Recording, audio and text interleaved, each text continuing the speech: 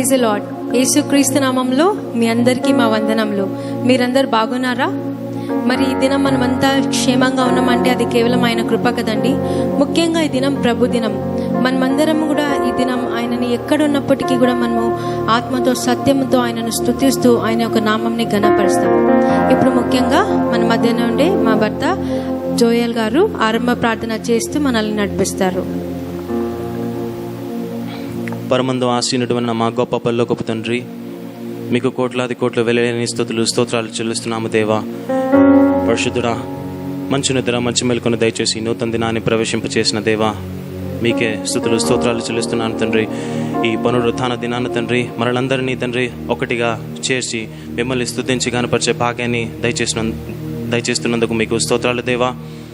యేసయ్య, ఇప్పుడు మనమందరము కలిసి మిమ్మల్ని స్తుతించి పొగడి పాడి హెచ్చించబోతుండగా మంచి స్వరాన్ని దయచేసి ఎల్లవేళలందు మీరే ఘనత పొందమని కోరుతున్నాను దేవా. పరిశుద్ధుడా, ఏ పాటి వాళ్ళము తండ్రి ఈ నూతన దినాన్ని మనందరికీ దయచేస్తున్నారు దేవా. మీకు స్తోత్రాలు దేవా.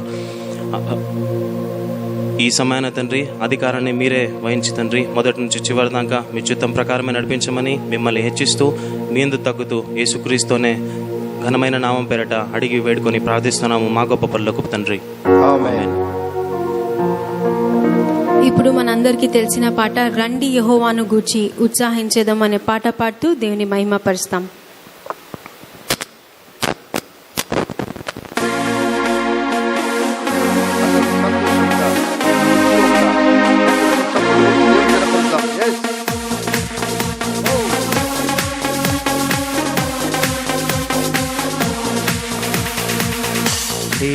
యెహోవాను గూర్చి ఉత్సాహగానము చేసెదము. రండి యెహోవాను గూర్చి ఉత్సాహగానము చేసెదము.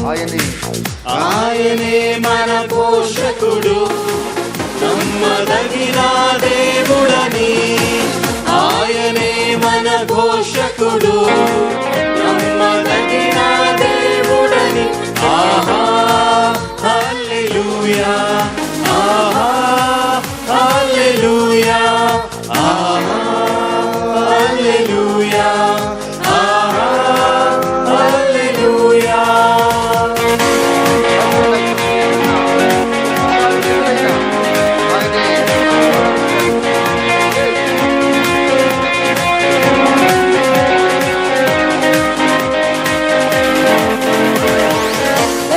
నష్టములెన్నున్నా పొంగు సాగరమెదురైనా, నష్టములెన్నున్నా పొంగు సాగరమెదురైనా, ఆయనే మనకాశ్రయం ఇరుకులో ఇబ్బందులలో. ఆయనే మనకాశ్రయం ఇరుకులో ఇబ్బందులలో, ఇరుకులో ఇబ్బందులలో.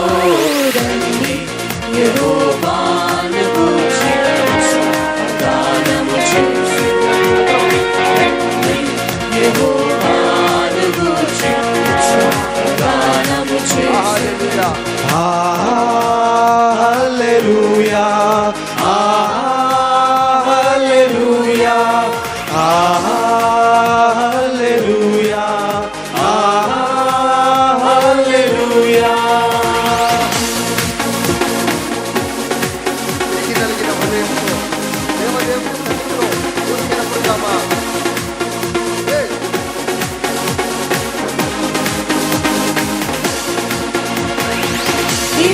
నలిగిన హృదయముతో దేవుని సన్నిధిలో, నలిగిన హృదయముతో దేవుని సన్నిధిలో అనిశము ప్రార్థించిన కలుగులు మనకెన్నో. అనిశము ప్రార్థించిన కలుగులు మనకెన్నో, కలుగులు మనకెన్నో. యెహోవాను గూర్చి ఉత్సాహగానము చేసెదము. యెహోవాను గూర్చి ఉత్సాహగానము పోషకుడు, నమ్మదగిన దేవుడని. ఆయనే మన పోషకుడు, నమ్మదగిన దేవుడని. ఆహా హల్లెలూయా, ఆహా హల్లెలూయా, ఆహా హల్లెలూయా, ఆహా హల్లెలూయా.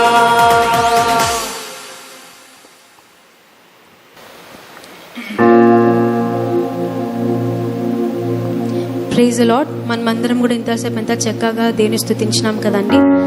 మరి ఇది ఆరాధన చేసే సమయం కాబట్టి మనమంతా కూడా కొద్దిసేపు కళ్ళు మూసుకొని మనం దేవుని స్తుతిస్తాం.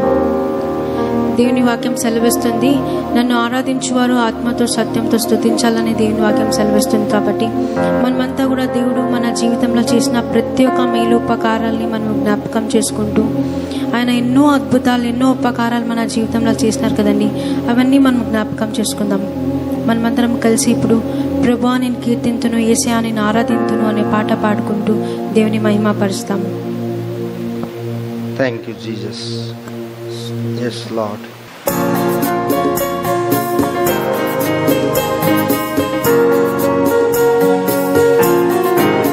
మన జీవితంలో ఎన్నో మేలు చేశాడు. ఆ మేలును బట్టి దేవుని నిలబడుతాం భక్తులారా. దేవుని స్తుతించే భాగ్యం మనకిచ్చాడు. ఆయన ఆరాధించే కృప మనకిచ్చాడు. అవును తండ్రి, నీ ప్రేమ చాలా గొప్పది.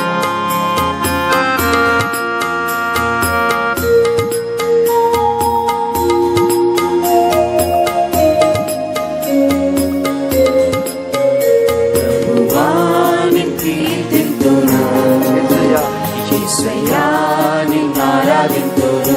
అందరం కలిసి ప్రభువాని కీర్తింతును, యేసయ్యా నిన్ను ఆరాధింతును. నా జీవిత కాలమంతా నీవు చేసిన మేలులతో, నా జీవిత కాలమంతా నీవు చేసిన మేలులతో, నా జీవిత నా జీవిత కాలమంతా నీవు చేసిన మేలులకు, నా జీవిత కాలమంతా నీవు చేసిన మేలులకు ప్రభువాని కీర్తింతును, యేసయ్యా నిన్ను ఆరాధింతును. ప్రభువాని కీర్తింతును, యేసయ్యా నిన్ను ఆరాధింతును.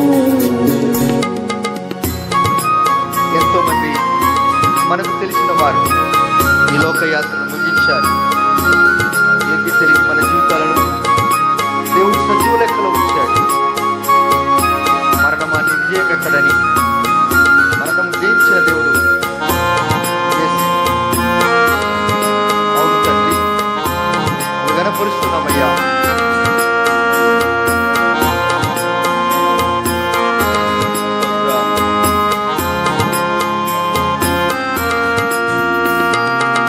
మరణ బాధల నుండి నన్ను విడిపించినావా, మరతునా నీ ప్రేమాయిలలో మహిమగల రాజా.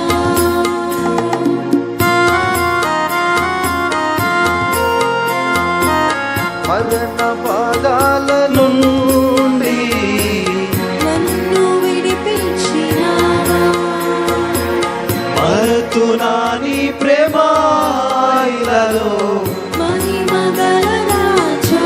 మహోన్నతుడా, మహోన్నతుడా యేసు, మహిమ నీకేనయ్యా, మహిమ నీకేనయ్యా.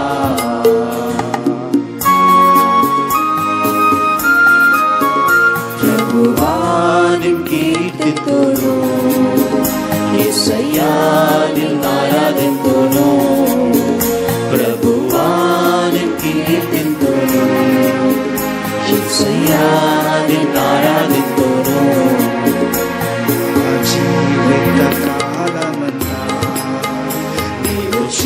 చేసిన మేలులకు నా జీవిత కాలమంతా నీవు చేసిన మేలులకు నా జీవిత కాలమంతా నీవు చేసిన మేలులకు నా జీవిత కాలమంతా నీవు చేసిన మేలులకు ప్రభువా నిన్ను కీర్తింతును యేసయ్యా నిన్ను ఆరాధింతును ప్రభువా నిన్ను కీర్తింతును యేసయ్యా నిన్ను ఆరాధింతును.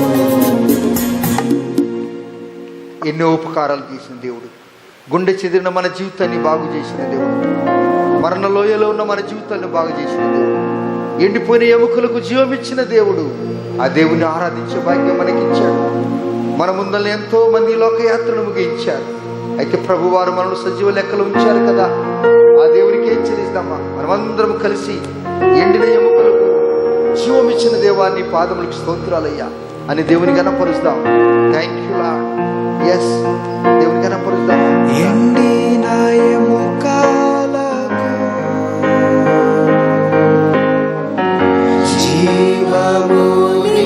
జీవమునిచ్చినావా, గుండె చెదరిన నన్ను బాగు చేసినావా, ఎండిన ఎముకలకు దేవా, అవును తండ్రి, గుండె చెదరిన నన్ను బాగు చేసినావా, జీవాధిపతి జీవాధిపతి యేసు, జీవ ఫలమందుకో, జీవ ఫలమందుకో. ప్రభువా నిన్ను కీర్తింతును అందరం చేతులు పైకెత్తి దేవుని గణపరుస్తామా? నిన్ను ఆరాధింతును. ప్రతి ఒక్కరు పిల్లారా, ప్రభువా నిన్ను కీర్తింతును. అవునైనా యేసయ్యా నిన్ను ఆరాధింతును. నా జీవిత కాలమంతా హృదయపూర్వకంగా దేవుని ఆరాధిద్దామా? నీవు చేసిన మేలులను నా జీవిత కాలమంతా నీవు చేసిన మేలులను అందరము చేతులు పైకెత్తి నా జీవిత కాలమంతా నీవు చేసిన మేలులకు అవును ప్రభువా, ఎన్నో మేలు నా చేశావు. జీవిత కాలమంతా అయ్యా, మిమ్మల్ని గణపరుస్తున్నామయ్యా. చేసిన మేలులకు ప్రభువా నిన్ను కీర్తింతును. యేసయ్యా నిన్ను ఆరాధింతును. ప్రభువా నిన్ను కీర్తింతును. యేసయ్యా నిన్ను ఆరాధింతును. మనకు జ్ఞాపకం వచ్చిన సమయం నుండి ఇంత వయసు మనం పెరిగాం కదా. మన జీవితంలో, మన కుటుంబంలో, మన సంఘంలో, మన ఉద్యోగంలో, మన వ్యాపారంలో, అనుదిన చర్య జీవితంలో ఎన్నో మేలు చేశాడు కదా. ఆ దేవుని ఆరాధించే కృప మనకిచ్చాడు. దేవాని నామానికి వందనాలయ్యా. మమ్మల్ని అందరినీ సజీవ లెక్కలో ఉంచారు. మీరు గణపరుస్తున్నాం స్వామి. మనమందరం నిశ్శబ్దంలో దేవుని గణపరుస్తామా?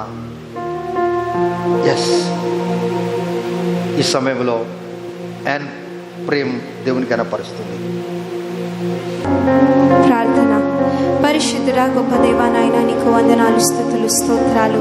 నీ సన్నిధిలో చేరి నీ నామాన్ని ఘనపరచడానికి, నీ నామాన్ని స్తుతించడానికి నాయన ఇచ్చిన ఈ సమయమును బట్టి మీకు వందనాలు చెల్లిస్తున్నాం.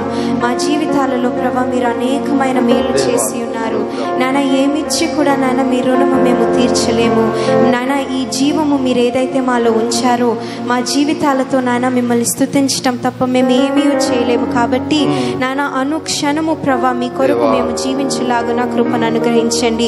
మీ కొరకు జీవించగలిగే కృపని మాకు దయచేయమని మమ్మల్ని మీ చేతులకు అప్పగిస్తున్నాం తండ్రి. ప్రతి నిమిషము కూడా నాయన మీ కొరకైన సాక్షులుగా, ప్రతి నిమిషము నాయన మీ కొరకైన రోషము కలిగిన సైనికులుగా నాయన మేము జీవించడానికి కృపను అనుగ్రహించండి.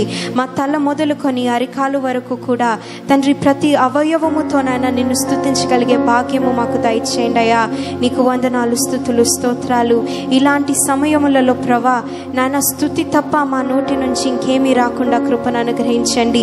థ్యాంక్ఫుల్ హార్ట్స్ నాయన మాకు దయచేయమని విజ్ఞాపన చేస్తున్నాము. ఈ స్తుతిని నాయన మీకు అంగీకార యోగ్యంగా మీరు మార్చుకోమని ఈ స్తుతులు చెల్లిస్తూ యేసు నామములో ప్రార్థిస్తున్నాం తండ్రి. ఆమేన్. ఆమేన్. దేవుని పరిశుద్ధ నామానికి మహిమ కలుగును గాక. క్రీస్తు యేసు అతి శ్రేష్టమైన నామములో, మన రక్షకుడైన యేసుక్రీస్తు పునరుత్థాన శక్తి గల నామములో ప్రియ దేవుని బిడ్డలందరికీ నా హృదయపూర్వక వందనములు మరోసారి మీకు తెలుపుచున్నాం. మీరందరూ చాలా బాగున్నారని నేను నమ్ముచున్నాను. దేవునికి మహిమ కలుగును గాక. మన దేశమంతటా కూడా ఈ కరోనా అనేది కాస్త తగ్గుముఖం పట్టింది. అనేక మంది దేవుని పిల్లలు ప్రార్థన చేశారు, దేశమంతా ప్రార్థన చేశారు. దేవుడు కనికరము గలవాడు గనక, ఆయన వాత్సల్యత, ఆయన కరుణ తన పిల్లల మీద ఉన్నది గనక మరి ఇంకనూ పరిపూర్ణంగా నిర్మూలమై ఎవరికి ఎటువంటి వైరస్ సోకకుండా, ఈ వైరస్ ద్వారా ఎవరు మరణించకుండా, ఏ కుటుంబం కూడా విలవించకుండా ఉండటానికి అనుదినము మనము ప్రార్థన చేయ బద్దులమై ఉన్నాం. ప్రార్థన చేసే కృప దేవుడు మనకు అనుగ్రహించాడు. ప్రార్థనలో శక్తి ఉన్నదని ప్రభువు చెప్పాడు. ప్రార్థన పరిస్థితులను మారుస్తుందని దేవుడు చెప్పాడు గనక ఆయన మాటలు మనం తూచా తప్పక అనుసరించి మన దేశ క్షేమం కొరకు ప్రార్థన చేసే బిడ్డలుగా మనం జీవిద్దాం. ప్రియులారా, మరి పరిశుద్ధ గ్రంథములో నుండి పరమగీతము 4వ అధ్యాయము 8వ వచనము, the book of song of Solomon chapter 4 verse 8 చదువుచున్నాను. ప్రాణేశ్వరి, లెబనోను విడిచి నాతో కూడా రమ్ము, లెబనోను విడిచి నాతో కూడా రమ్ము. ఆమాన పర్వతపు శిఖరము నుండి, సేనీరు హెర్మోనుల శిఖరము నుండి, సింహవ్యాఘ్రములు ఉండు గుహలు గల కొండల పై నుండి నీవు క్రిందికి చూచెదవు. చిన్న ప్రార్థన చేసుకుందాం. కనికరము, కృప, వాత్సల్యత, దయగల తండ్రి, మీ పరిశుద్ధమైన నామానికి స్తోత్రాలు చెల్లిస్తున్నాం. వాక్యము ద్వారా మీరు మాతో నాతో మాట్లాడే దేవుడు అని మనం నమ్ముచున్నాం. ఈ వాక్యము ద్వారా మీరు మహిమ పొందండి, మాకు క్షేమం అనుగ్రహించండి.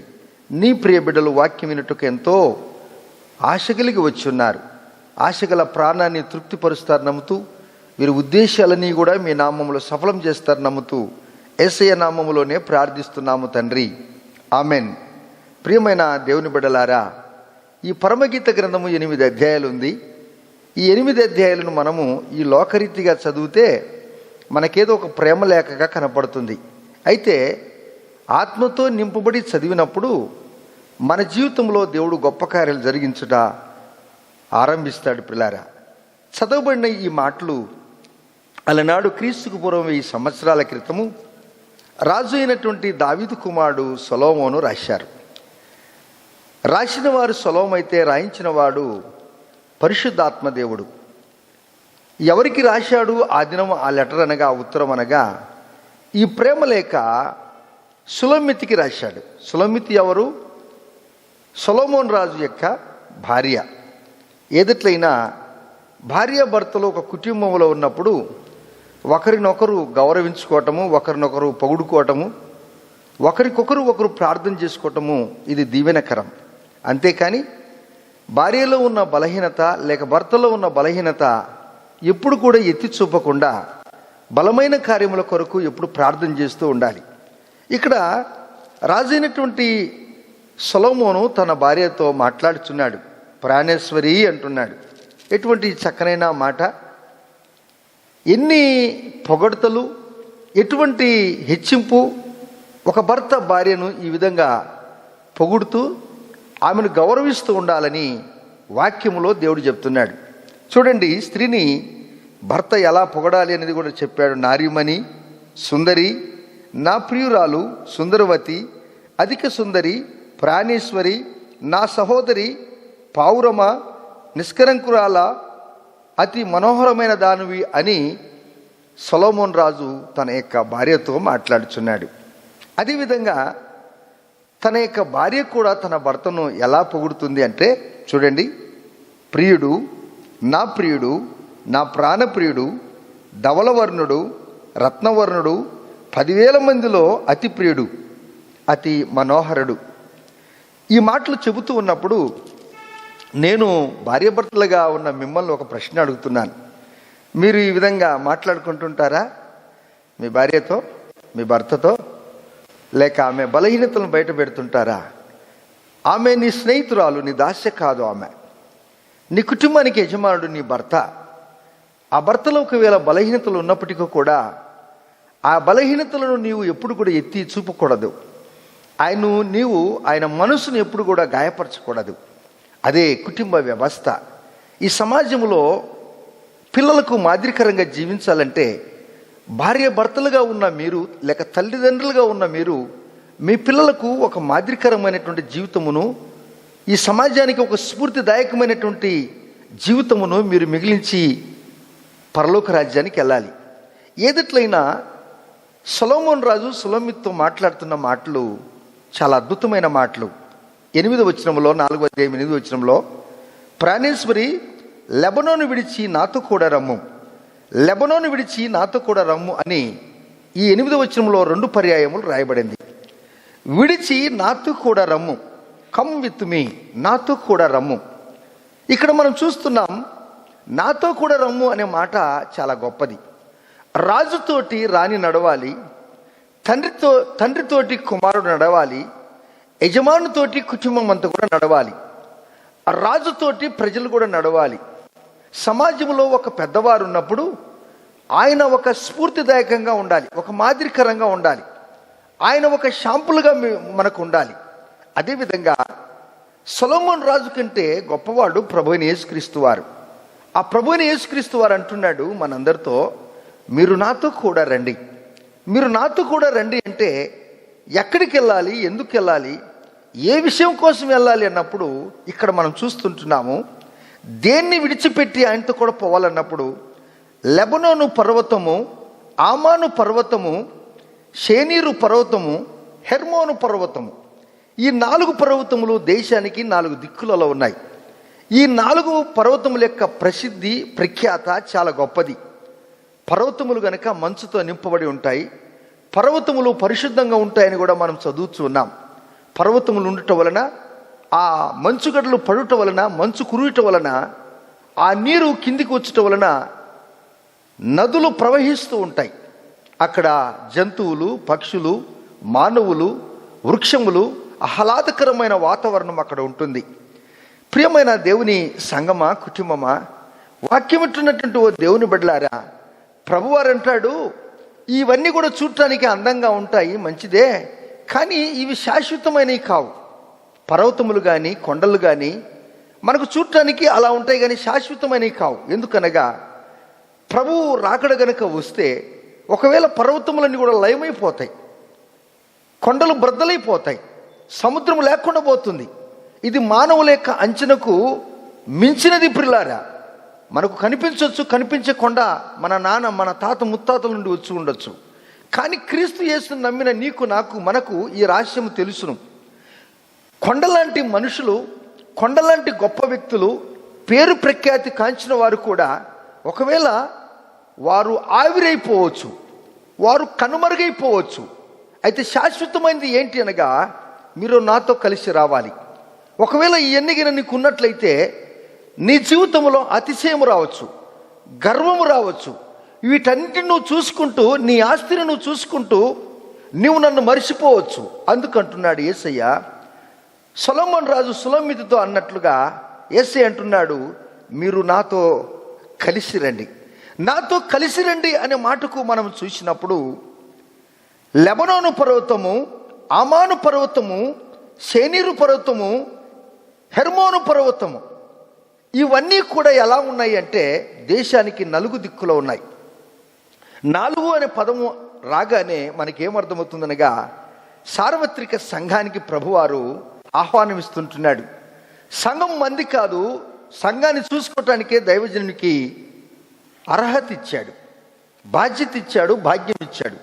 కానీ సంఘం కొరకు ప్రాణం పెట్టిన దేవుడు ప్రభువైన యేసుక్రీస్తు వారు అపోస్తుల కార్యము 20వ అధ్యాయము 28వ వచనంలో మనం చూసినప్పుడు దేవుడు సంఘం కొరకు తన స్వరక్తం ఇచ్చి కొన్నాడు గనుక ఆ సంఘములో మనము అధ్యక్షులుగా ఉన్నాము, ఒక మెంబర్షిప్గా మనం ఉన్నాము, దేవుని పిల్లలుగా పరిగణింపబడుతున్నాం. అయితే ఇక్కడ మనం చూసినప్పుడు సులమిత జీవితాన్ని మనం చూసినప్పుడు ఆమె యొక్క జీవితం ఒకప్పుడు మేకలు కాస్తూ ఉండేది, అరణ్యంలో ఉండేది. ఇప్పుడు ఆమె అంతఃపురంలోనికి వచ్చిన తర్వాత ఆమె జీవితంలో ఎక్కడో కాస్త గర్వం వచ్చినట్టుగా కనపడుతుంది. అందువలన దేవుడు అంటున్నాడు, సొలొమోను రాజు అంటున్నాడు, వాటిని ఇడిచిపెట్టిరా అంటున్నాడు. ఈ దినాలు చాలామంది దేవుని బిడ్డలు అనబడిన వారు విడిచిపెట్టి రావటం లేదు దేన్నైనా కానీ, దాన్ని ప్లస్ దీన్ని 2 కలుపుకొని వస్తున్నారు. అందువలన దేవుని దృష్టికి దేది శ్రేష్టమనగా ఆయన చెప్పిన మాట వినటము చాలా శ్రేష్టం. ఈ వ్యక్తులకు, చాలామంది బిడ్డలకు ఒకవేళ ఉద్యోగం వచ్చిందంటే గర్వం పెరుగుతుంది, ధనం వచ్చేసిందంటే గర్వం, అతిశయం వచ్చేస్తుంది. ఒక పాట బాగా పాడితే అతిశయం వచ్చేస్తుంది.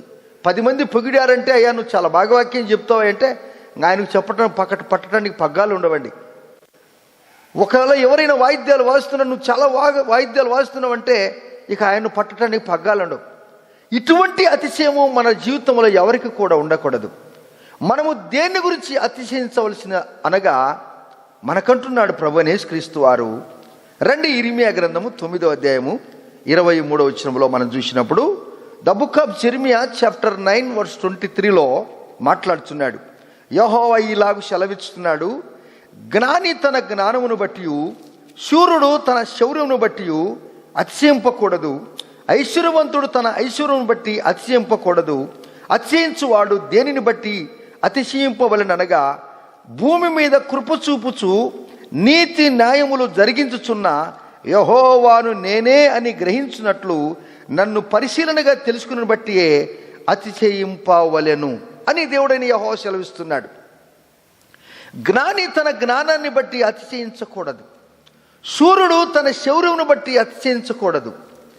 నీ గొప్పతనము, నీ మంచితనము దేవుని దృష్టిలో ఎలా ఉందో తెలుసా? మాలిన్యముగా కనపడుతుంది. ఓ సులమితి, నీ జీవితం ఒకప్పుడు అరణ్యములో మేకలు కాస్తూ ఉంటివి. అయితే దేవుని మహాకృప చేత సొలొమోను నిన్ను ప్రేమించి నిన్ను అంతఃపురంలోనికి తెచ్చేసరికి నీకు ఎలా కనపడిందనగా ఎన్ని పర్వతంలా కనపడుతున్నాయి. ఈ పర్వతములు నమ్ముకొని నువ్వు ఉంటే పర్వతములు నిలబడిపోయినట్టు నువ్వు నిలబడిపోతావు. అందువలన రాసైన దావీదు అంటున్నాడు 121వ కీర్తన 1వ వచనంలో అంటాడు, కొండల తట్టు కనులెత్తుచున్నాను, నాకు సహాయం ఎక్కడి నుండి వచ్చునని అంతటితో ఊరుకోలేదు. భూమి ఆకాశములు సృష్టించిన యెహోవా దేవుని వలననే నాకు సహాయము కలుగునన్నాడు.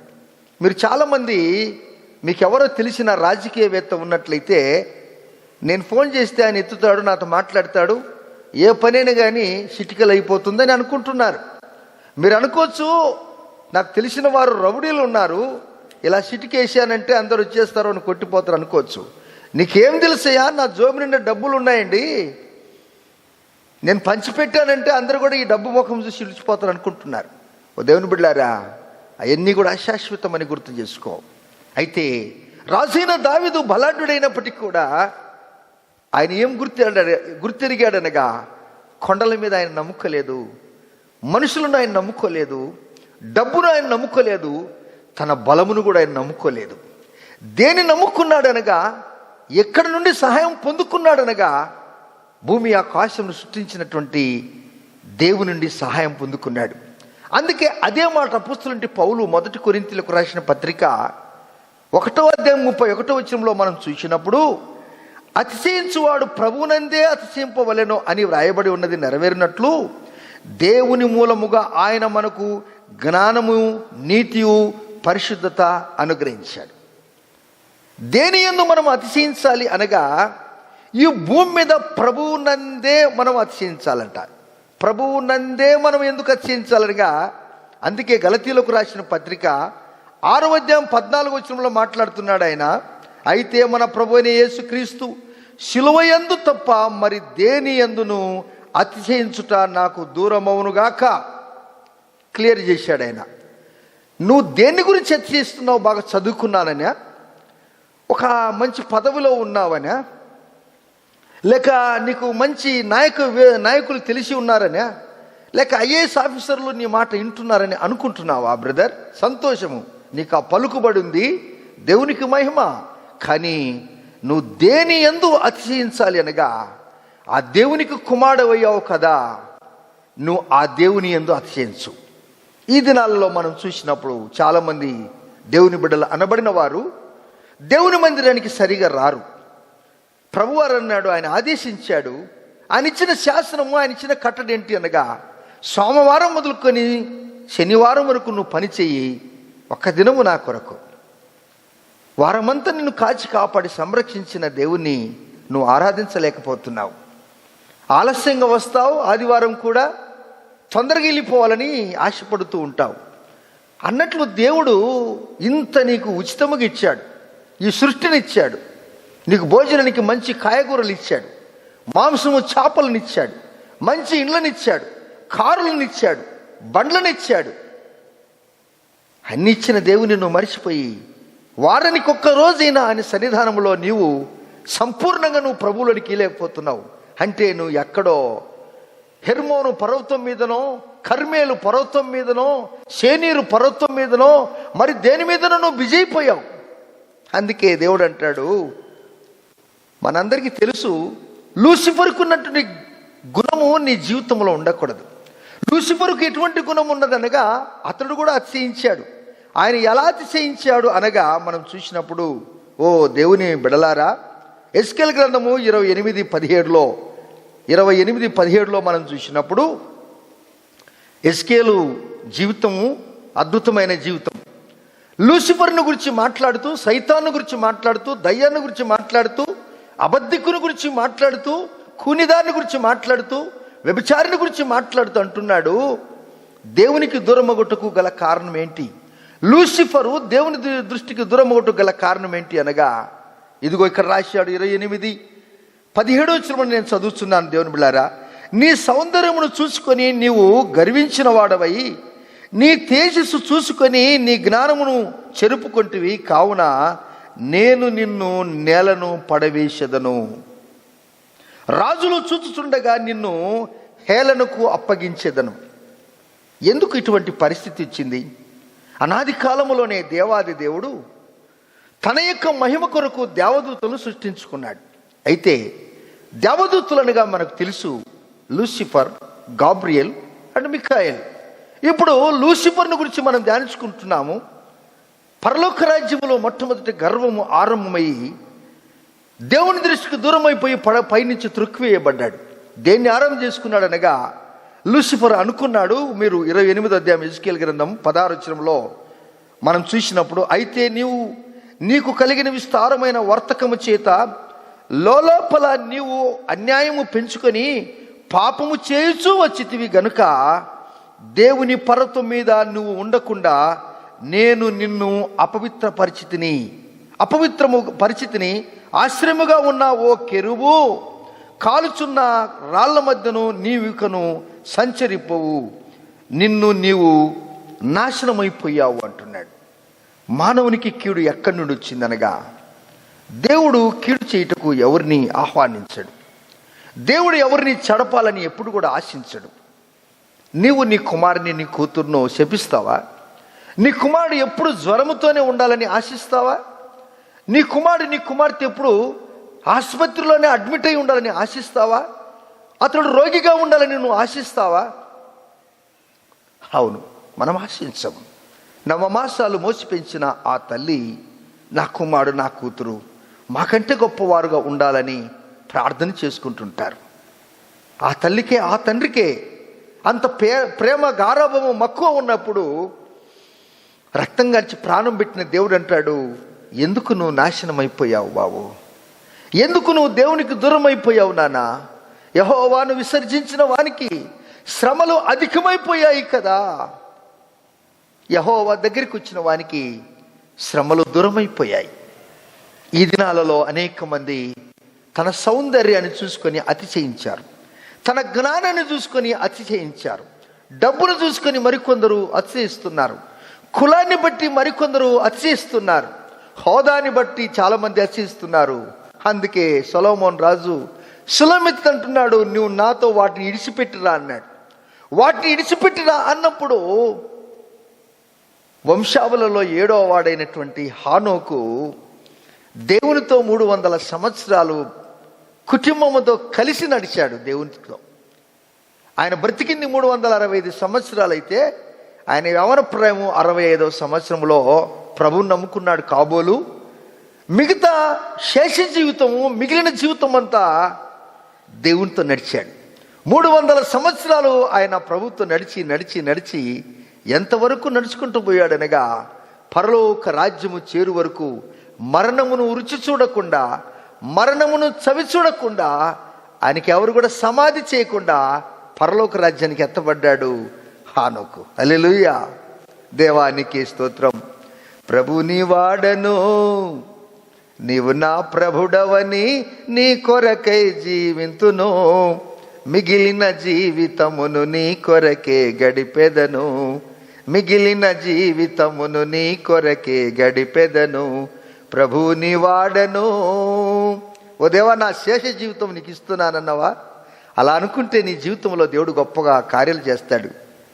ప్రభువా ఎరిగి తిని లోకమంత మోసమని, ప్రభువా ఎరిగి తిని లోకమంత మోసమని, చూపితివి సమాధాన నిరీక్షణ నాకిలలో, చూపితివి సమాధాన నిరీక్షణ నాకిలలో, నెమ్మదిని పొంది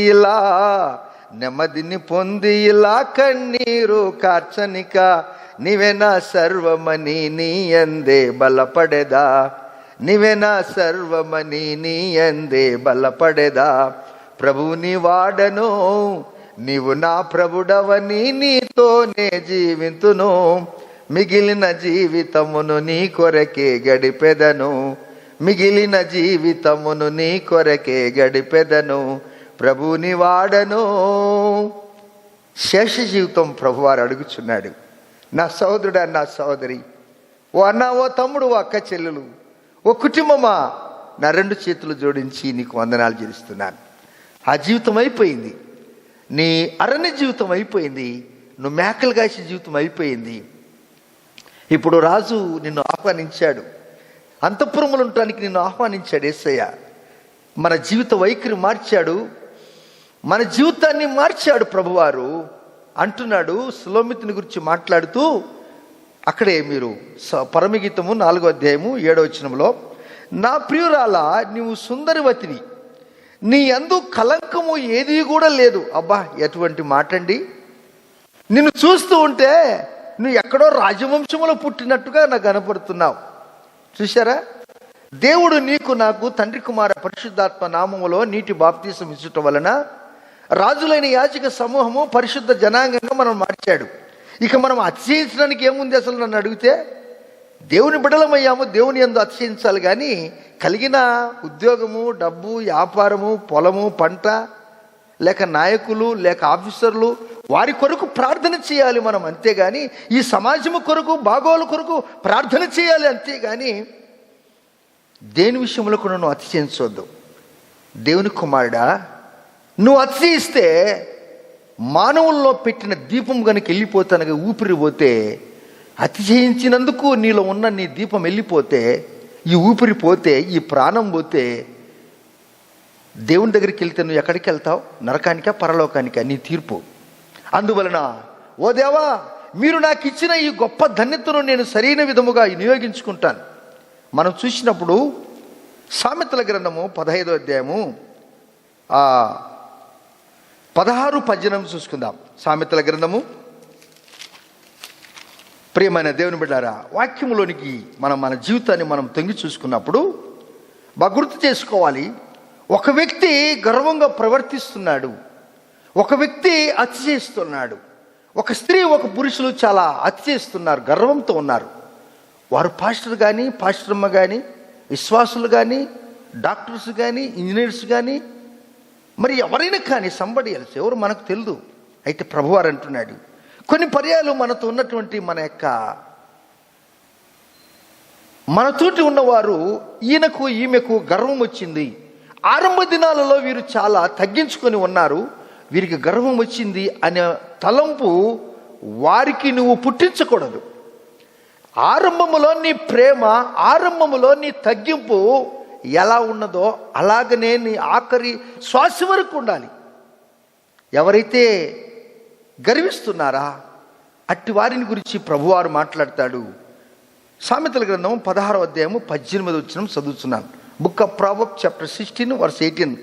నాశనమునకు ముందు గర్వము నడుచును, పడిపోటుకు ముందు అహంకారమైన మనస్సు నడుచును. చూశారా, పశువులు, మనుషులు, మనము నడుస్తాం. పశువు నడుస్తుంది, మనుషులమైన మనం కాళ్ళ మీద నడుస్తాం.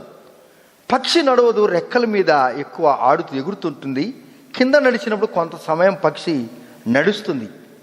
ప్రియమైన దేవుని బిడ్డలారా, అలాగనే నాశనము అనేది, విపత్తు అనేది ఎటువంటిదనగా మనకంటే ముందు నడుస్తుందంట. ఎందుకనగా మన జీవితంలో ఎక్కడైనా కానీ లూసిఫర్కు ఉన్నటువంటి గుణం ఉన్నట్లయితే, పడిపోయిన వారి జీవితంలో ఏదైనా ఉన్నట్లయితే ఇవన్నీ వస్తుంటే నాశనమునకు ముందు గర్వము నడుస్తుందంట. ఒక వ్యక్తి నాశనము పోతున్నాడంటే వానికి ముందు గర్వం నడుస్తుందట. మీరు గర్వస్తులుగా ఉండకూడదు అనేదే నా ఆశ. మీరు అంతఃపురములో ఉండాలి, అరణ్యములు మీరు జీవించకూడదు, లోకములో మీరు జీవించకూడదు, పాపములో మీరు మిగిలిపోకూడదు, మునిగిపోకూడదు. అందుకే దేవుడు అంటున్నాడు, నా ప్రియ కుమారుడా, నీకు చిన్నది ఏదో ఇచ్చే దాన్ని బట్టి నువ్వు ఎందుకు అతిశయిస్తున్నావు? ఎవరో నాకు తెలియదు. అయితే ప్రభు వారు వాక్యం ద్వారా మాట్లాడుతున్నాడు నా ద్వారా. ఇదిగో, అయితే ఒక వ్యక్తి దీనుడుగా ఉన్నప్పుడు, తగ్గించుకున్నప్పుడు అతని ముందు ఏం నడుస్తుందో చూద్దామా రండి.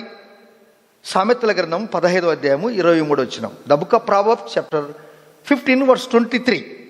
యెహోవా యందు భయభక్తులు కలిగి ఉండుట జ్ఞానాభ్యాసమునకు సాధనము, ఘనతకు ముందు వినయము నడుచును. ఒక వ్యక్తి ఘనుడుగా కాబోతున్నాడంటే అతని ముందు వినయం నడుస్తుందట. అబ్రహాము ఏం మామూలు వ్యక్తి? అబ్రహాము వెండి బంగారములు కలిగి, పశువులు కలిగి, దాసులు దాసురాలను కలిగిన వాడు. ఆదికాండం 13వ అధ్యాయం 2వ వచనంలో చూసినప్పుడు ఆయన పిలవగానే నేను నీతోటి వస్తానన్నాడు ఆయన. అంతే. హల్లెలూయా, ప్రైజ్ ది లార్డ్. ఎంత గొప్ప మాట!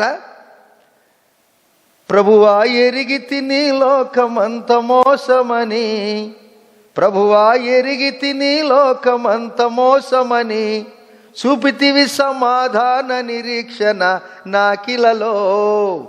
నెమ్మదిని పొంది ఇలా కన్నీరు కార్చనిక, నీవే నా సర్వమని నీ యందే బలపడెదా, నీవే నా సర్వమని నీ యందే బలపడెదా.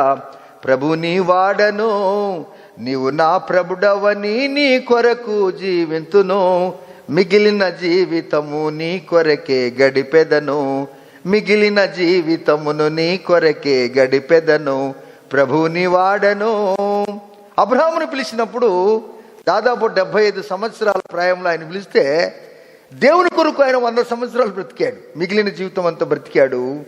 అబ్రహాము దేవునికి స్నేహితుడు. అబ్రహాము గౌరవనీయులకు తండ్రి, విశ్వాసులకు తండ్రి. అబ్రహాము దేవుని నమ్మును, అది అతనికి నీతిగా ఎంచబడను. సొలొమోను రాజు సులమిత్ అంటున్నాడు, మీరు వాటిని ఇడిచిపెట్టారండి అన్నాడు. ఏంటిదో నాకు తెలియదు, నీ జోబులో బీడి కట్ట ఉందో నాకు తెలియదు, నువ్వు సారాయి కొట్టుకుపోతుండేమో నాకు తెలియదు, నీ సొంత భార్య మంచి భార్యను పెట్టుకొని నువ్వు వేష సంగతానికి వెళ్తున్నావు నాకు తెలియదు, ఎవరినైనా చంపాలనుకున్నావో నాకు తెలియదు, క్రూరంతో కక్షలతో భేదములతో ఉన్నావేమో నాకు తెలియదు, వాడిని కొట్టాలి ఈయన తన్నాలనుకున్నావేమో నాకు తెలియదు. అయితే వాటిని ఇడిచిపెట్టమన్నాడు యేసయ్య. హల్లెలూయా, ప్రైజ్ ది లార్డ్. వాటిని ఇడిచిపెట్టు అన్నాడు. వాటిని ఇడిచిపెట్టిరా అన్నాడు. నువ్వు కత్తిని నమ్ముకోగాకు. కత్తిని నమ్ముకున్నాడు కత్తితోనే చస్తాడు. నీ కత్తి నిన్ను రక్షించదు బాబు, జాగ్రత్త. తలను తన్నేవాడుంటే తాడిని తన్నేవాడు కూడా ఇంకొకడు ఉంటాడు. నువ్వు అనుకోవచ్చు అని బాగా తంతానులు అనుకోవచ్చు, కానీ నిన్ను దంట్లో ఇంకొకడు ఉంటాడని గుర్తుపెట్టుకోవాలి. అందువలన ప్రభువారు అంటున్నాడు, దేని యందు నువ్వు అతిశయిస్తున్నావు? బలముందని అతిశయిస్తున్నావా? డబ్బుందని అతిశయిస్తున్నావా? నాయకులు తోడుని అతిశయిస్తున్నారా? డిపార్ట్మెంట్ మాకు తెలిసిన అతిశయిస్తున్నారా? అందుకే దేవుడు అంటున్నాడు, నా కుమారుడా, నా కూతురా, దాన్ని ఇడిచిపెట్టిరా అన్నాడు. దాన్ని ఇడిచిపెట్టి నువ్వు వస్తే దేవుడు నీ జీవితంలో అద్భుతమైన కార్యాలు జరిగిస్తాడు. మీకు తెలిసి ఉండాలి, షాపాతు కుమారుడు అనేటువంటి ఎలీషా అనేట ఆయన ఒక ఆయన ఉన్నాడు. షాపాతుకు 300 ఎకరముల పొలం ఉంది పిల్లారా. అయితే ఏలియా దుప్పటి ఎలీషా మీద పడినప్పుడు ఎలీషా తట్టుకోలేకపోయాడు, అభిషేకానికి తట్టుకోలేకపోయాడు. ఎలీషా 12 అరకల ఎద్దులతో సాగు చేస్తున్నాడు, పొలము దుక్కి దున్నుతూ ఉన్నాడు. అయితే ఏం జరిగిందో తెలుసా? ఎప్పుడైతే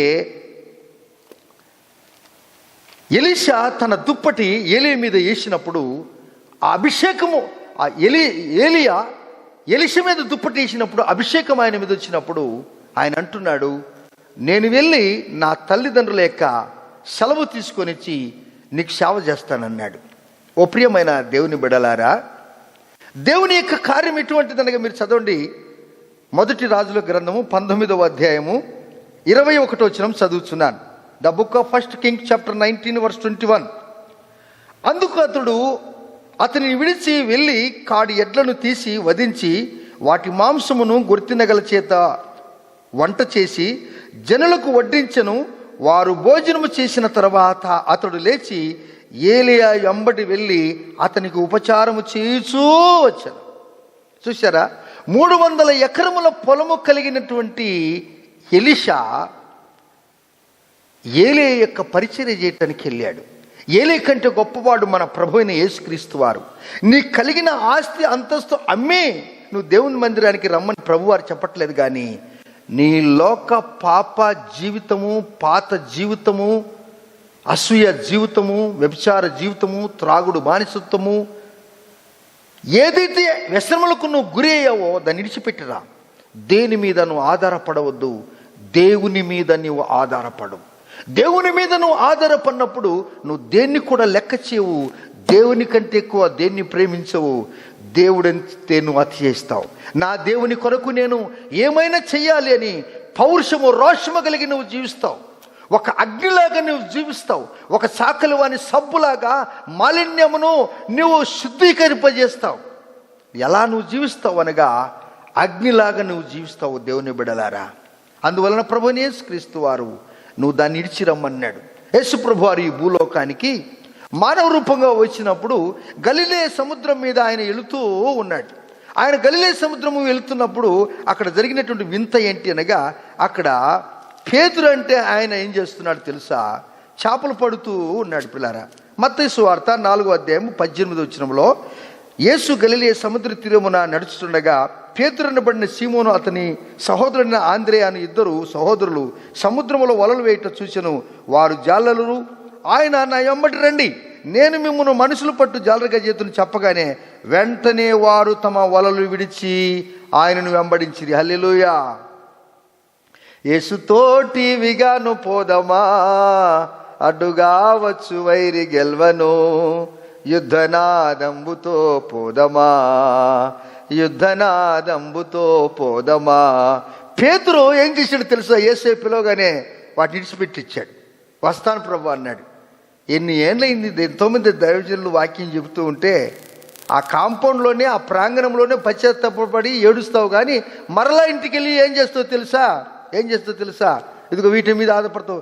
లెబనోను, ఆమాను పర్వతము, సేనీరు పర్వతము, హెర్మోను పర్వతము, వాటిని జ్ఞాపకం చేసుకుంటావు. నాకేం లేని వచ్చేస్తావు. అందుకే దేవుడు నీ వ్యక్తిగత జీవితంలో సమాధానము లేదు, నీ వ్యక్తిగత జీవితంలో తృప్తి లేదు. ఎంత సంపాదించినా కానీ తృప్తి లేదు, సమాధానము బొత్తిగా లేదు, పడుకుంటే నిద్ర రాదు.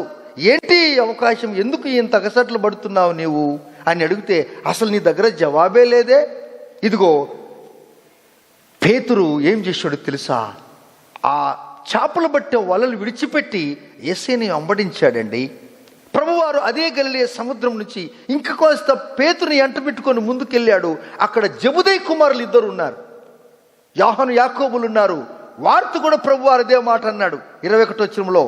ఆయన అక్కడి నుండి వెళ్ళి జెబెదయి కుమారుని యాకోబు, అతని సహోదరుడిని యోహాను అను వారి మరి ఇద్దరు సహోదరులను తన తండ్రి అయిన జెబెదయి యొద్ద దోణిలో తమ వలలు బాగు చేసుకుని చుండగా చూచి వారిని పిలిచెను. వెంటనే వారు తమ దోణెను తమ తండ్రిని విడిచిపెట్టి ఆయనను వెంబడించిరి. హల్లెలూయా. శోధనలు మనల జుట్టి వచ్చినా, సాతాను అంబులెన్నో తగిలినా, శోధనలు మనల జుట్టి వచ్చినా, సాతాను అంబులెన్నో తగిలినా, భయము లేదు మనకిక ప్రభు చెంతనుందము, భయము లేదు మనకిక ప్రభు చెంతనుందము, యేసుతోటివిగాను వెడలను, యేసుతోటివిగాను పోదమా, అడ్డుగా వచ్చు వైరి గెల్వను, యుద్ధనాదంబుతో పోదమా, యుద్ధనాదంబుతో పోదమా. దేవుని వెంబడించినప్పుడు పేతురు హతసాక్షి అయ్యాడు. నీకు తెలుసా? శోధనలు జయించాడు, పరలోక రాజ్యం కావాలని కోరుకున్నాడు. ఈ దినాలలో క్రైస్తవులు అనబడినటువంటి దేవుని పిల్లల మీద అనేకమైన దాడులు జరుగుతున్నాయి. లెక్క చేయొద్దు నీవు. నీ కొరకు ఆయన ప్రాణం గార్చి రక్తం గార్చాడు యేసయ్య. వారు ఏమి చేస్తున్నారో ఈ ప్రజలు వారికి తెలియదు గనక వారిని క్షమించే బుద్ధి క్రైస్తవ బిడ్డల జీవితం. హల్లెలూయా. ఎస్, వారు ఎవరైనా కానీ మన దేశంలో వారిని క్షమించాలి. వారు కూడా పరలోక రాజ్యానికి వారసులు కావాలి. పేతురు ఏమైపోయాడో తెలుసా? హతసాక్షి అయిపోయాడు. యాకోబు ఏమైపోయాడు తెలుసా? ఆయన కూడా హతసాక్షి అయిపోయాడు. అయితే దేవుని కొరకు జీవించారు దేవుని పిల్లారా. అందుకే దేవుడు అంటున్నాడు, మీరు నాతో కూడా రండి. ఎటువంటి మాట? సులమ్మితి వాటిని విడిచిపెట్టి రండి అన్నప్పుడు ఎటువంటి అద్భుతమైన కార్యములు మనం చూస్తుంటున్నాం. సౌలుగా ఉన్న వ్యక్తి పౌలుగా మార్చబట్టు గల కారణమేమి? ఆయన గమలీయేలు యొద్ద సకల భాష ప్రవీణుడు, ఆయన సకల విద్య ప్రవీణుడు, ఆయన అన్నింటిలో తర్ఫీదు పొందినవాడు. దేవుని బిడ్డలంటి వారు పిచ్చోళ్ళు కాదు, చాతకాని వారు కాదు, వారు అన్ని ఎరిగిన వారు. అయితే దేవుని కొరకు చేతులు కట్టుకొని ఉంటారు. అదే మేము నేర్చుకున్నాం. వాక్యం బోధిస్తున్న నేను, నీకే కాదు సమాజ విలువ తెలిసేది, నీకే కాదు దేశ ప్రజలంటే మంచి ప్రేమ, నాకు కూడా దేశ ప్రజలంటే చాలా ఇష్టం. దేవుడు నన్ను భారతీయ సైనికుడిగా 18 సంవత్సరాలు నేను భారతీయ సైనికుడిగా ఉన్నాను. కార్గిల్ యుద్ధంలో ఉన్నాను, ఆపరేషన్ బ్లూ స్టార్లో ఉన్నాను, ఎల్టీటీఎఫ్ సమస్యలో ఉన్నాను. నీకే కాదండి దేశ ప్రేమ ఉండేది, నాకు కూడా దేశ ప్రేమ ఉందండి. సమాజం అంటే సమాజ విలువలు నాకు తెలుసు, గవర్నమెంట్ వారి విలువలు నాకు తెలుసు, చట్టం నాకు తెలుసు. మేమెవరిని గాయపరచము. మేము మా దేవుడు మాకు చెప్పిన ప్రేమను మేము పంచిపెట్టేదే మేము నేర్చుకున్నాం. ఈ ప్రేమకు అది ఏమైనా పర్వాలేదు, మేము జయించుటకు సిద్ధంగా ఉన్నాం. అదే మా దేవుడు పరిశుద్ధమైన దేవుడని మేము ప్రకటిస్తున్నాం. అందుకే శోధనలు మనల జుట్టి వచ్చినా, సాతాను అంబులెన్నో తగిలినా, భయము లేదు మనకికా ప్రభు చెంతనుందము, భయము లేదు మనకికా ప్రభు చెంతనుందము, యేసుతోటివిగాను వెడలను, యేసుతోటివిగాను వెడలను. దేవుడు మనకు చెప్తున్నటువంటి ఈ మాటలు ఎంతగానో మన జీవితాన్ని ప్రోత్సహిస్తాయి దేవుని పిల్లారా. అవును, పరమగీత గ్రంథంలో మనం చూసినప్పుడు ప్రాణేశ్వరి లెబనోను విడిచి నాతో కూడా రమ్ము, లెబనోను విడిచి నాతో కూడా రమ్ము, నాతో కూడా రమ్మని ప్రభువారు అనేక పర్యాయములు నిన్ను పిలిచాడు, అనేక పర్యాయాలు నిన్ను పిలిచాడు. తండ్రితోటి చిన్న కుమారుడు వెళుతూ ఉన్నప్పుడు కుమారుడు అలిసిపోతే ఒక సత్యము నీకు తెలిసి ఉండాలి. కుమారుడు నడవలేడని అనిపించినప్పుడు ఆ తండ్రి తన కుమారుని ఎత్తుకొని భుజాల మీద కూర్చోబెట్టుకుంటాడు. నీకు తెలిసి ఉండాలి. తండ్రి దగ్గర అటువంటి ఆశ్రయం, అటువంటి కంఫర్ట్ ఉంది. తల్లి దగ్గర అటువంటి ఆదరణ ఉంటుంది. ఆదరణ లేక తిరుగుతున్నావా? ఆదరణ లేక తిరుగుతూ నీ బలమును ఆధారం చేసుకొని, డబ్బును ఆధారం చేసుకొని, నాయకుల ఆధారం చేసుకొని, మరి దేన్నో ఆధారం చేసుకొని నువ్వు జీవిస్తూ ఉన్నట్లయితే నీకు శాంతి సమాధానము దొరకదు. ఎప్పుడైతే నువ్వు ప్రభు దగ్గరికి వస్తావో నీ జీవితంలో దేవుడు ఎటువంటి కార్యాలు చేస్తాడు అనగా, పరమగీతములు 4వ అధ్యాయము 15వ వచనము, నా సహోదరి, నా ప్రాణేశ్వరి, నీవు ఉద్యాన జలాశయము, ప్రవాహ జలకూపము, లెబనోను పర్వత ప్రవాహము అని అంటున్నాడు. అనగా జలమును గురించి మాట్లాడుచున్నాడు. జలము అనేది ఎటువంటిదనగా, ఎండిపోయిన ఎడారి నెరలుబారిపోయినప్పుడు నీరు గనుక ప్రవహిస్తే నీకు నాకు తెలియక మునుపే ఆ భూమి అంతా కూడా సమతలం అవుతుంది. అంటే ఎండిపోయిన మనుషులు, నిరాశ నిస్పృహణ వారి జీవితాన్ని వాక్యము అనే వెలుగును నీ ద్వారా పంపించినప్పుడు నెరలు పారిపోయి నా బ్రతుకు ఇంతే, నేను చచ్చిపోవాలి అనుకున్న మనుషులకు నీవు ఒక వెలుగుగా ఉంటావు, నీవు నీరుగా ఉంటావు. నీ జీవితము ద్వారా అనేకులు బాగుపడతారు. ఒక వనములో వాగు నీరు పారుతుందంటే ఆ వనమంతా కూడా పచ్చగా ఉంటుంది. ఎందుకు తెలుసా? ఆ వనములో ఉన్న చెట్ల యొక్క వేర్లు ఆ నీరు తగిలి వేర్ల ద్వారా అది ముందుకు వచ్చటం వలన అంత పచ్చదనముగా కనపడుతుంది. అందుకే దేవుడు అంటాడు, నీ కడుపులో నుండి జీవ జలధారలు బయలుదేరుతాయంటాడు. నీలో నుండి జీవ జలధారలు బయలుదేరుతాయంటాడు. అయితే ఒక మాట, అదేంటనగా యేసుతోనే వెళ్ళాలి మనం. మిగిలిన జీవితం ఆయన కొరకు మనం గడిపినప్పుడు, హానోకు తీర్మానం చేసుకున్న విధముగా, అబ్రహాము తీర్మానం చేసుకున్న విధానముగా, ఎలీషా తీర్మానం చేసుకున్న విధముగా, పేతురు తీర్మానం చేసిన విధానముగా, జబదయి కుమారులు ఇద్దరు తీర్మానం చేసుకున్న విధానముగా, సౌలు పౌలుగా మార్చబడి నేను క్రీస్తు యేసును పోలి నడుచుకున్న ప్రకారము మీరు నన్ను పోలి నడుచుకోమన్నాడు. ఒకప్పుడు దూషకుడుగా, హింసకుడుగా జీవించాడు. అయితే దేవుని తెలుసుకున్న తర్వాత దూషించి హింసిస్తున్న వారి కొరకు ప్రార్థన చేశాడు. ఆయన కూడా హతసాక్షి అయిపోయాడు. దేవుని కొరకు తన ప్రాణం పెట్టాడు. ఈ దేహాన్నే మనుషులు చంపొచ్చు, కానీ నీ దేహంలో ఉన్న ఆత్మను చంపటానికి ఎవరికి కూడా అధికారము లేదు. ఇది ఆయన ఇచ్చిన దేహము, ఇది ఆయన ఇచ్చిన ప్రాణము, ఇది ఆయన ఇచ్చిన ఆత్మ. దీని మీద అధికారము దేవునికి ఒక్కరికే కలదు. దేవుని యొక్క ఆజ్ఞ లేనిది ఏ కార్యం కూడా జరగదు. ఇప్పుడు మనము ప్రార్థన చేసుకుందామా? కళ్ళు మూసుకుందామా? నా దేవా, విడిచి నీతో కూడా నేను వస్తానయ్యా. అదే నీ తీర్మానం. నేను విడిచి నా పాత జీవితము, నా పాప జీవితము, నా లోక జీవితం, నా శరీర బలము, నా ఆస్తి, నా పలుకుబడి, నా హోదా, నా ఉద్యోగము, నా వ్యాపారము ఏది కూడా నన్ను రక్షించదు ప్రభువా. దేవా, రక్షించుటకు కర్తవైన దేవా నీ ఒక్కడివే నాయనా. ఈ దినం వరకు మేము సజీవంగా ఉన్నామంటే అది కేవలము నీ కృపయే ఉన్నది ప్రభువా. అందుకే రాజైన దావీదు అంటున్నాడు, కొండల తట్టు కనులెత్తుచున్నాను, కానీ కొండల వలన నాకు ప్రయోజనం లేదు.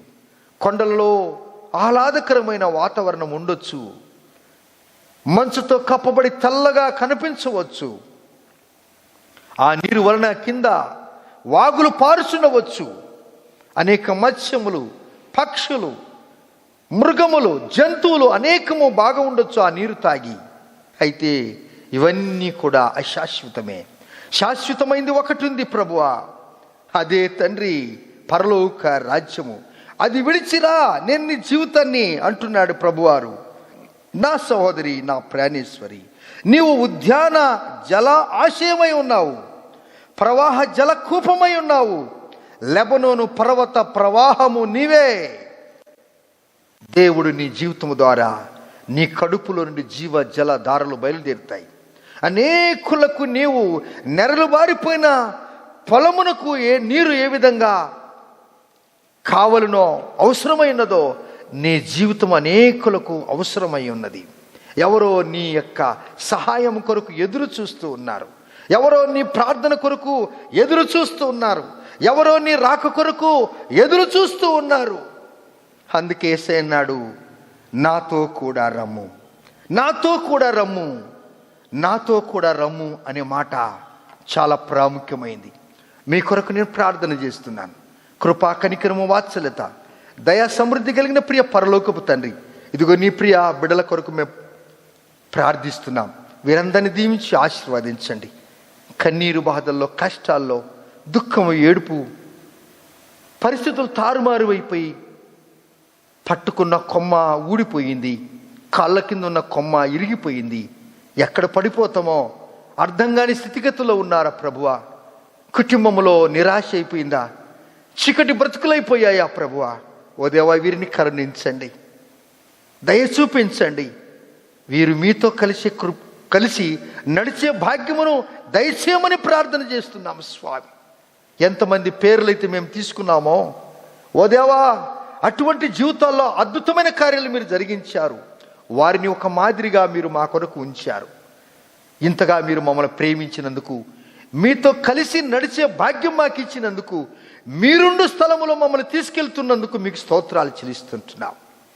మీ గొప్పతనాన్ని బట్టి స్తోత్రాలు చెల్లిస్తూ ఘనత, మహిమ, ప్రభావాలు మీకు ఆరోపించుకుంటూ యేసయ్య నామములోనే ప్రార్థిస్తున్నాము తండ్రి, ఆమెన్. మన తండ్రి దేవుని ప్రేమ, కుమారుని యొక్క కృప, పరిశుద్ధాత్మ దేవుని యొక్క సాహసము సర్వలోక పరిశుద్ధులకును, మన దేశానికి, మన రాష్ట్రానికి, మనందరి ఆరోగ్యాలకు, దైవజనుల యొక్క ఆరోగ్యాలకు యేసయ్య కృప సదాకాలము తోడై నిలిచి ఉండునుగాక. Amen, amen. Praise the lord. దేవుడు మిమ్మల్ని దీవించి ఆశీర్వదించునుగాక.